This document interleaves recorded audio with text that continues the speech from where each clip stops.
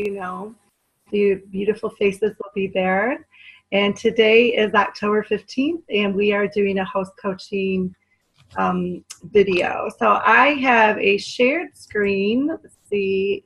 I want to make sure that this is showing up for you guys. Do you guys see the Director Bound screen now on your? Yeah. Okay, beautiful. I am going to make it so it's big. Is it bigger for you guys? Oh, beautiful. There you go. Okay. Perfect. So I can post this PowerPoint for you guys later, so you don't have to do a bunch of running or writing if you want, because there's a lot of information here, and you can refer to it later. Do I have a good connection? Yeah. Beautiful. Okay, so welcome to week 3 of Director Bound. Tonight I'm so glad that you guys are here. I just want to thank you for investing in your business. It will pay off, and I just can't wait until you guys are able to reach your goals and make director or advanced director if that's what you're working towards. Tonight we're going to be talking about coaching your host to have the biggest and best shows possible. Like we've talked about before, it's important to do enough shows that you get in front of people. It can be live or virtual, and to be able to share the business opportunities so you can add new team members. So if you're doing a show, wouldn't it be better to have 20 to 25 people at your show rather than 3? So wouldn't that be better? Mm-hmm. Yeah, absolutely. Awesome. And so the first part of our Director Bound training tonight is for if you were doing a cooking show. And if you are just an only virtual party person, I just want you to know that you can use these tips and this training in your virtual party host coaching, because a lot of it is for both. And then after I finish that, I have other tips in host coaching for virtual parties. So if you want something in your life you've never had, you may have to do something that you've never done before. So maybe this is something new to you, maybe it's stuff that you're already working on, and it just helps you to be more honed in for the skill. So for last week, who got new leads since last week? Any of you guys? Me. You did, Sherry? Did you do 15 contacts? Did I what? Do 15 contacts last week? I did, yes. Right? Okay. Did anybody else? Did anyone else do 15 contacts? I'm not sure how many I did. I'm in the boat with you. What is your first name? Deb. Deb. I wanted to call you Linda for some reason. I am in the same boat as you. I think I did 15, but I might have done 10. I didn't really keep track. Anyone else? Arlene or Darla? I don't know if. Okay. Arlene's on the phone, it looks like. Okay. And Darla's muted. Can Arlene, can you still talk if you're on the phone? At least 10. Awesome. Great job. What were your results, Sherry? Hear me? I'm not getting real connection here, so. Are you guys getting a good connection from me? I am. I am. Okay. So maybe it's who said that she wasn't getting a good connection? Probably Arlene. She's out in the country. Oh, maybe. Well, this is going to be recorded. This is recorded, so hopefully you'll be able to see what you don't catch. What were your results, Sherry? I added 4 bookings for classes. I'm doing classes now, and specific classes, and I have a new recruit. Awesome. Congratulations. So you kept track. How many people did you reach out to this last week? I did 20, I think. Perfect. That's great. That's awesome. So we want to remember that, or to start maintaining a log of your contacts, because it's going to keep you on track of who you've already talked to if you need to contact them again. You don't want little slips of paper just everywhere, so you want it to put it all in a book so that that you always know that you have it and it's in one place. And then you want to keep track of how many people did you call, how many people did you actually talk to or contact, actually, because we can message or text people or email. And then how many shows did you book or how many leads did you get? So you want to keep this in mind. I do mine sort of like this. I have old business and new business, then I actually carry this around with me.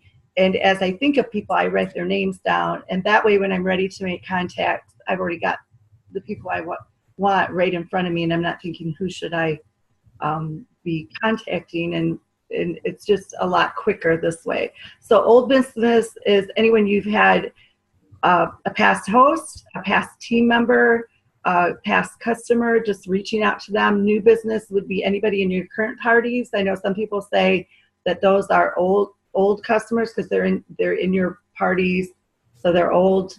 But I think that anyone in a new party is a new contact for you to make a relationship with.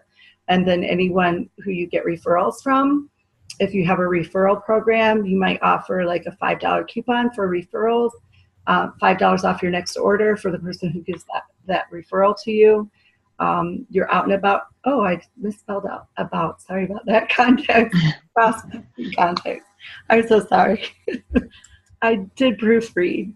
So this is you want to remember that our goal is to do 3, 2, 1 consistently. That means that you're making 3 contacts a day, doing 2 shows a week, and 1 consultant a month. Again, it's based on what you can do if you have another job, but being able to be in front of more people is going to give you the opportunity to have more business come your way. And I always try to think about those telemarketers. How many people do you think they call in a day? 5? They call way more than 5 people in a day, don't they?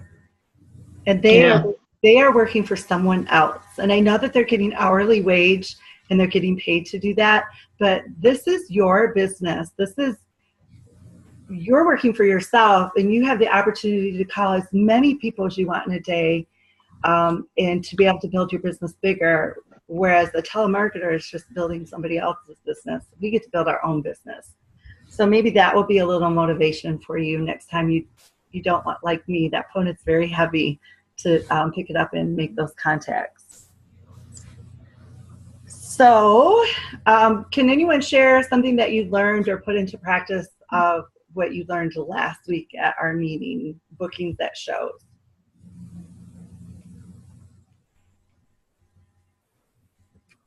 Ask everybody.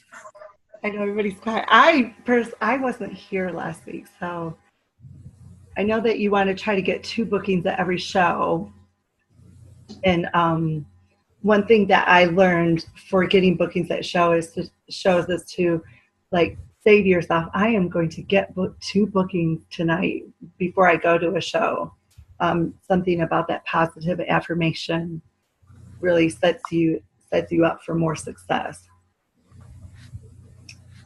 Does anyone else want to add to that? Okay. I think when I offer specific party types, not just a Pampered Chef show, but specific party types, I get more bookings when I do that. Oh, okay. Yeah, because they're thinking about how fun that show would be, and so maybe they would want to book. I will be honest, I don't get any bookings at shows, and I really need to figure out why. I must not be making my shows look very fun. So I do well in sales, and so that's something that I just want to improve in. Okay, so ideally, you are going to get bookings from shows. Eventually, if you're not getting that now, you keep working towards that, because then you don't have to pick up the phone as much. So here is where your host coaching would start immediately at the cooking show. When you're doing your full service checkout, you want to make a habit of starting to talk to your host right then. If she's going to book a show, you're going to say these things. I'm actually reading off a paper in case you're wondering. I'm trying to find my place. So just going to take a few minutes to ask her these questions, and the wording would kind of go like this. Hey, Karen, I'm so excited about your party on this date. So tell me, what did you enjoy most about your party? And then they're going to respond, and you will respond back to them. And then ask them, well, what products are you most excited about getting for your kitchen?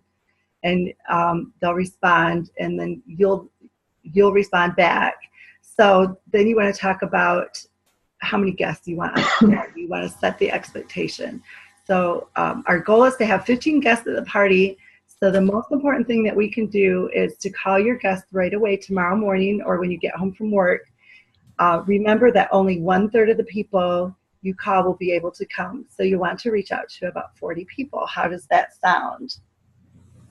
So you're already setting the expectation, and then you're going to give your hosts words to say, and they'll probably respond right away with, I don't know, 40 people. And it's really common for them to say that. Our hosts will say that. So what you can do is get them right on the right track. You want to help them brainstorm right at your full service checkout when you're talking to them about the party. You may also do this within your first follow-up phone call, because you'll call them within 24 hours after the booking. And some ways to help her come up with her list is the 40 guests in 4 minutes. Have you guys heard of that? Yep. Okay, it's very similar to our 100 contacts that's in our Success for training when we first get our consultant kit, and it just jogs their memories where they can find 40 people who they know, and I can post that to our group after the call tonight. Also, there's the scavenger hunt, the host scavenger hunt.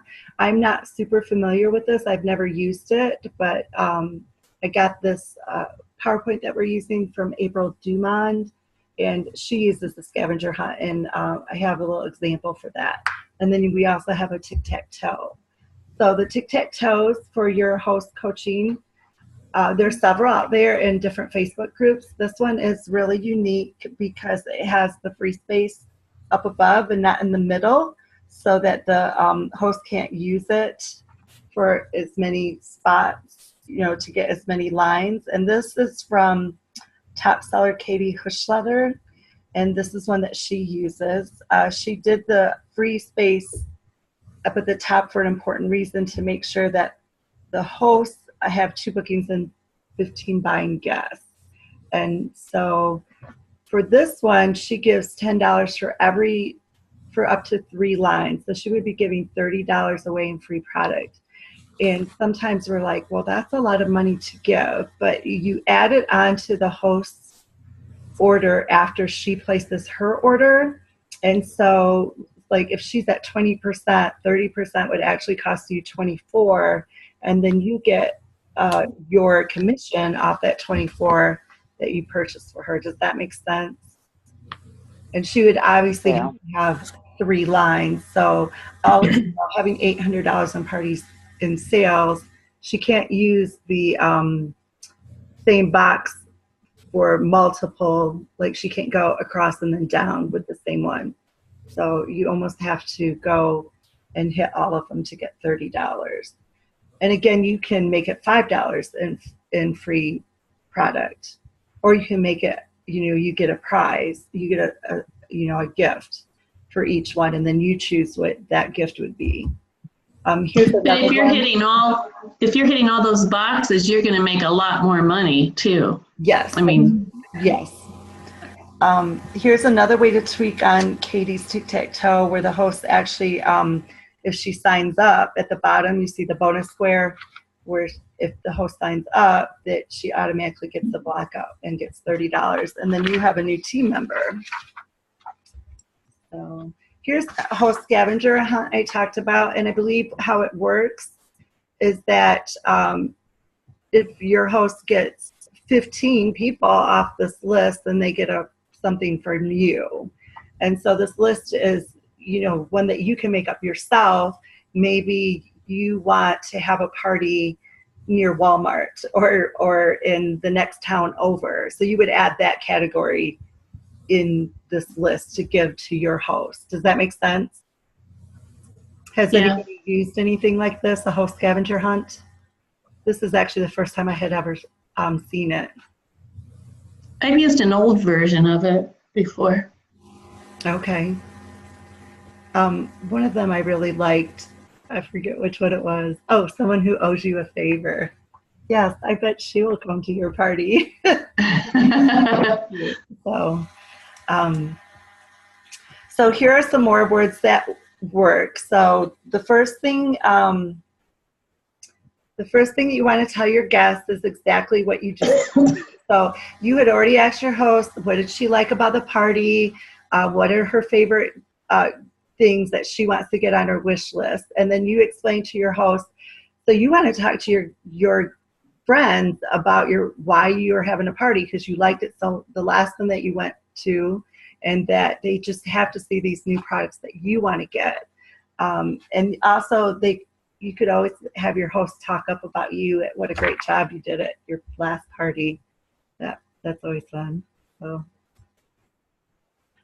And then you want to talk to your host about how to invite guests, that they want to do something that's called layered invitations. They need to invite more than one way. And I'm sure that you guys are all aware of that.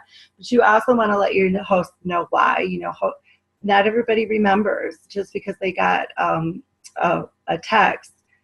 2 weeks later, they may forget. Or, you know, how great is it to get something in the mail that's not a bill, or a flyer for an ad, but an actual invitation to go to a party. So also you want to let them know that when they set up a Facebook event for their party, that should not be the only way that they invite their guests, because if they only invite their guests by Facebook, it is the least seen. And so their guests will probably not see that they've been invited to their home party. Do you guys have any questions about that?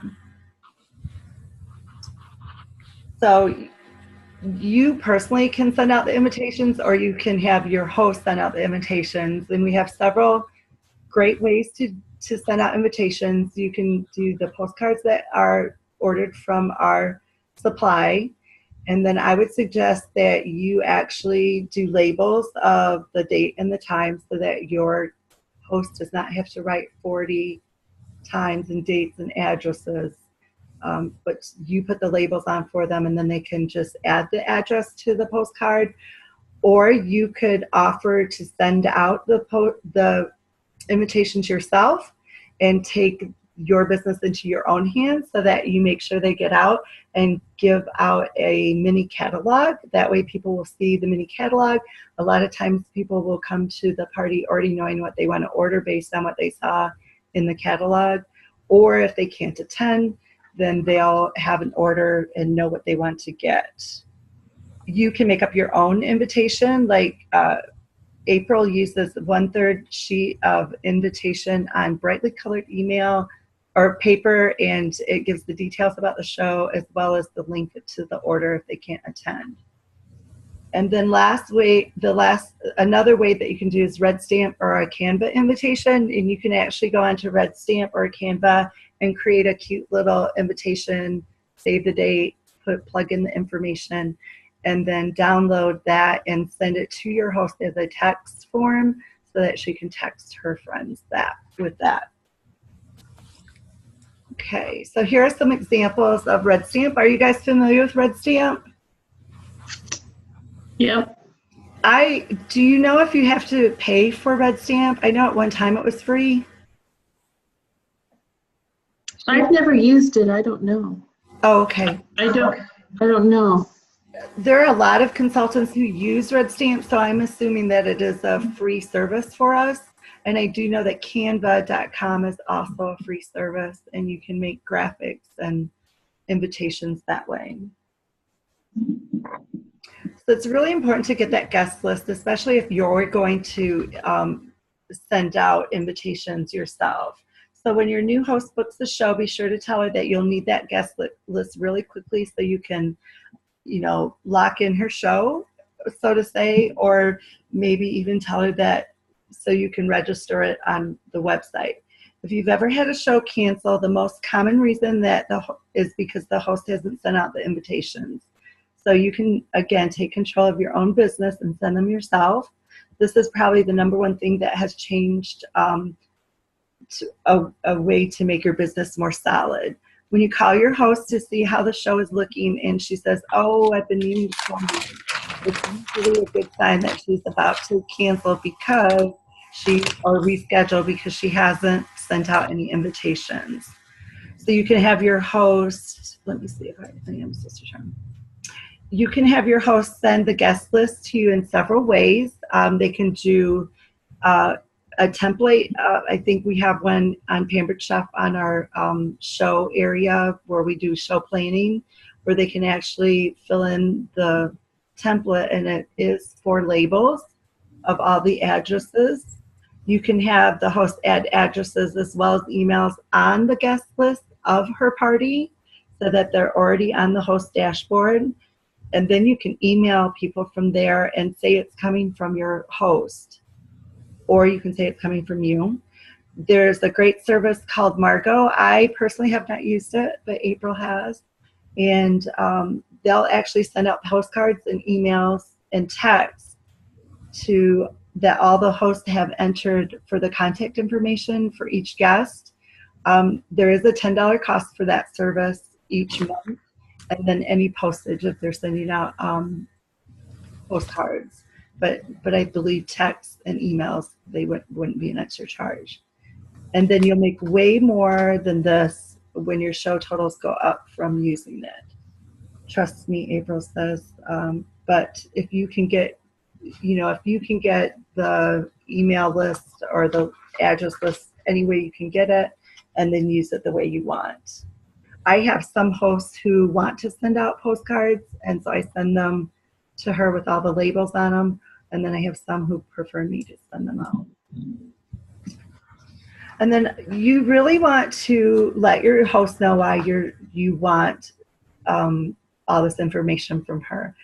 People always want to know what's in it for me. What is that? WWIFT. What's in it for me? Well, when she has more attendance at her parties, that means that she's going to have more orders.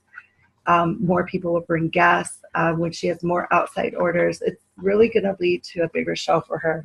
And $1,000 show is about 15 to 20 orders. So that's very doable if you're inviting 40 people. So the next day when you get, after within 24 hours after they've booked their show and you've either sent them a host packet, given them a host packet from a party, giving them a personal thank you for booking really goes a long way. Remember, we're in the relationship business. So a personal note could be sent to them or a phone call just saying, I wanted to give you a quick thank you for booking the party with me, and tell them how much fun that they're going to have and just confirm with them. And that kind of gives you a way to touch base with them. Any questions so far? Am I going, I feel like I'm just talking a mile a minute. Fast. Mm-hmm. So say that you're not getting that guest list. You can just refresh your host memory by reaching out to her and saying, how important it is to get those 40 invitations within 48 hours, or the 40 addresses, so that you can help her get more orders. You might want to Jenny, Yes. Do you ever give an incentive to a hostess for getting you those names in a certain amount of time? I was just going to talk about that. Okay, sorry. Yeah, no, that's okay. I hadn't got to it. So here are the words that you would say if you called her to remind her. I know that once you started to call and personally invite your guests and they hear how excited you are about your party, you'll have a great attendance. Our goal is to have at least 15, which means you need to reach out to at least 40 people, and that will help her jog her memory and help her to get those invitations for you. So now, Sherry, do you offer something if they get you that guest list, the addresses? No, I don't, but I have a hard time getting my hostesses to do that. And I'd really like them to do that, especially on the website, because then when I go to the party, all their information is already on my computer. Oh, yeah. Well, Do you set up? Do you set up a you set up a virtual invite on Facebook for that in-home party? I do, yeah. Okay. So what I've started just within my last, oh, I don't know, 3 parties, virtual parties, I have started, I can give you the wording after tonight or in the morning, depending on how well I have everything together. I've started saying stuff like, okay, the host, website link, the party end dates, RSVP by this date, and be entered in a drawing for an on-time drawing. And I have actually had people RSVP to the party, and what they have to do is they have to go in and give their information. And then I do Name, address, and phone number, all that? Yeah, they have to register on the party, Okay. you know, because it says RSVP, and then they have to put their name and at least their email. That's about all. Okay. I don't get their address. And then That's a great idea. I'm for a season's best. And like I give them a certain time when to do that, and then I give them a reminder too. But you also could offer an incentive for having 15 guests at the party.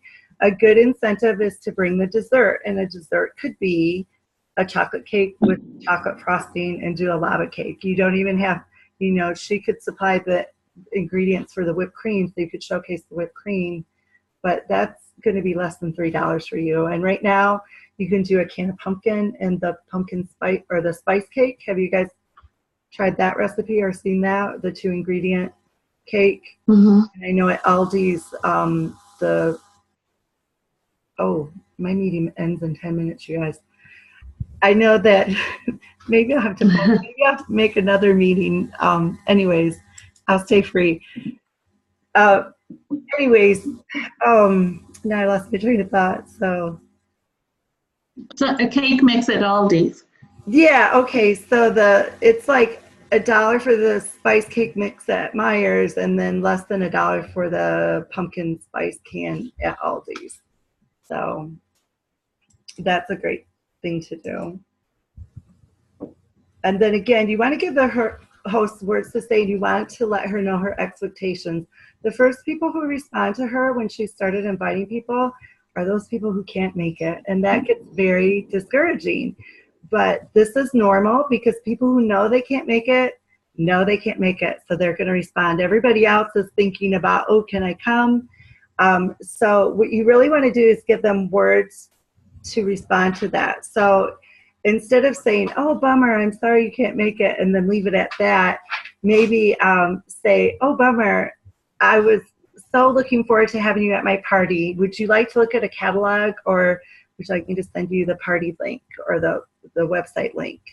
That opens up for the opportunity that maybe she'll get an order. And then if you have that Facebook event posted, you will see people will respond right on the wall, oh, I can't make it. And let your host know the words to say to that is to private message that person. And again, oh man, I was really looking forward for you to come. I'm so sorry you can't make it. Here's the link to my party. We're closing the party we're closing my show a day after the party. If you have any questions, contact my consultant, Judy. And that way it opens up the door that maybe they'll get some orders from that as well. Your host has to believe that if somebody asks for a catalog, they're asking for a catalog because they probably want to order. So that it's really important that she follows up with that person who has asked for a catalog. And then don't forget, when you're doing your host coaching, you should be offering the opportunity to your host at least 3 times. The first time is going to be right after they receive their host packet and that first call. And you can just be going through the host packet, and most of my parties are virtual parties, so I mail my host packets. So once they get it, I make a time that I call. And when you're going through all the information that's in there, you want to refer to the kit coupon if you send that, or at least the opportunity brochure, and say, hey, we offer our hosts an exclusive coupon to get $25 or $50 off the starter kit for joining Pampered Chef. Have you ever thought about doing something like this?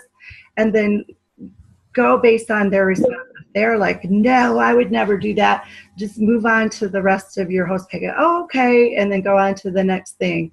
But if they're like, yeah, I've thought of it before, ask them if they want to order their kit now, and this can be their grand opening. You will be losing the party, obviously, but you're gaining a new team member, and you're helping them get off to a great start. The second time will be the night of the party. When you come over, you give them a compliment and say, wow, Susie, you did such a great job inviting people and getting your invitations out. You've already got orders. You've got bookings. Are you sure that you would make a great consultant? Is that something that you've thought of anymore? Would you like to do that? And if they say yes, again, ask them if they want to order their kit right then. And this will be their kickoff show. Or if they want to get the kit credit, that's something that can do. And then you would want to, get them off to a good start with the bookings would be her friends. So what a great way to get her party started. And then if she still said no, you want to ask her again before she puts her order in, because once she's placed her order, she's not going to want to change it. But you could just mention, hey, a lot of the things on your wish list are in our consultant kit. And then, talk to her again or him again about joining. And that way you've put it out there 3 times and they've had more time to think about it. Oops, I'm sorry, I don't know what I did. And then here are more words that you can say. I'm not going to read them. So effective host coaching with cooking shows is you want to really talk about attendance. That's really big. Getting outside orders, having people bring friends. I really didn't touch base on that, but you get a gift if you bring a friend, maybe a season's best. Outside bookings, I learned from home office, one of Julie had said, let your host know, usually my hosts have a booking before the show, and then they're like, oh, I got to get a booking. They'll already think that that's what the expectation, so they're going to try to get a booking for you. Or you can ask right when you walk in, hey, who do you think, or when you're going through setting up, who do you think would have a show? And they'll let you know, and when that person walks in the door, your host is going to be talking to her about having a show. Also tell your hosts to invite people who might be potential consultants and always offer the opportunity. Are you guys familiar with this? This is on Consultants Corner. Mhm. This is, it's 2 pages, and it gives you everything you need to say in your first, second, and third contact call to your host. And I use that, and I tell my host, I have a checklist I'm going through, and so I'm going to be asking all these crazy questions just so I know that I'm helping us have the best party that we can have. And it gives you all the words. I can post that in the group, and it tells you even what to say, after the party, before you're leaving. So it's really great to keep everything in one spot. The last thing I do for my cooking shows and my virtual parties is I offer something like the ceramic cooker if my hosts will have $200 before the start of the show.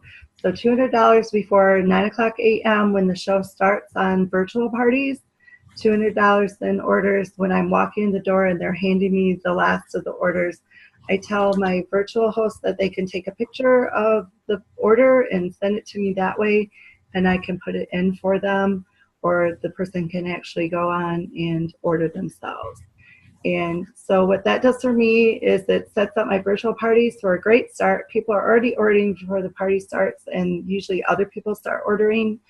And then if it's a cooking show and we have bad weather, then the host has a party if we have to cancel, and she can book off of her party to reschedule and get an extra half-price item.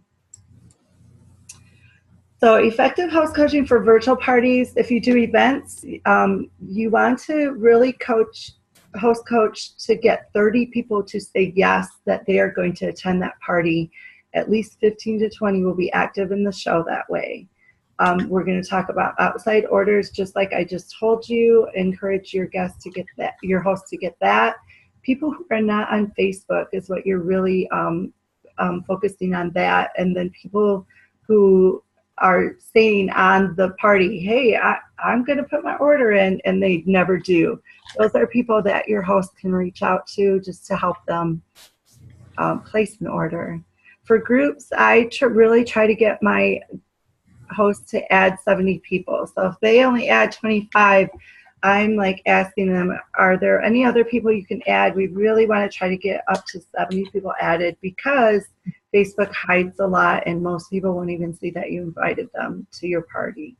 And I do that up to 70. I would really like to see a couple hundred at the party because most people, again, don't see the party.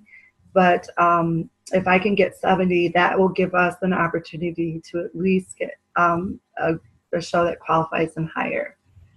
So at the party, your host has to post each day of the party. I don't know how long you guys run your parties for. Mine is a 7-day party. So I actually give my host the words to say and, ask questions to their guests. What are you having for dinner tonight? Post a picture of what you made for dinner. Post any pictures of things that you own that are Pampered Chef. Ask your guests, what are your favorite products? What's on your wish list? Things like that. And have your host help you get bookings. Again, you want to offer your opportunity for virtual hosts to join Pampered Chef, the same exact process that I talked about for cooking shows. And then you want to, in your party, post about ordering, bookings, and the opportunity. And bookings can be bridal shows, they can be fundraisers, they can be cooking shows, they can be virtual shows. They don't just have to be the same show that you're giving right then, but your guests don't know that unless you tell them. There's also something called Hosts with the Most groups for coaching.